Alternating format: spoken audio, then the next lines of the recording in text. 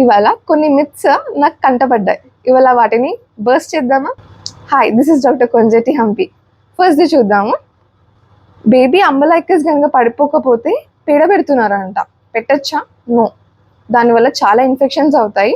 Usually అంబలైకస్ అనేది 7-10 డేస్‌లో పడిపోతుంది.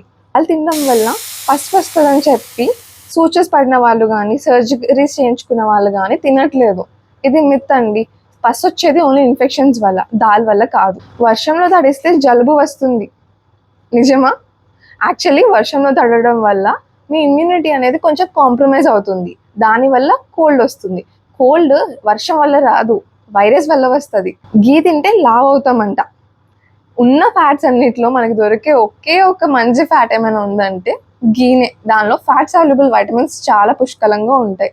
గుర్తుంచుకోండి, ఏది ఓవర్గా తిన్నా అది ఫ్యాట్గానే మారుతుంది. రాత్రిపూట చెట్ల దగ్గరికి వెళ్ళకూడదు, ఎస్పెషల్లీ బ్యానియన్ ట్రీ, మర్రి చెట్టు దగ్గరికి అని అంటారు. ఎందుకు?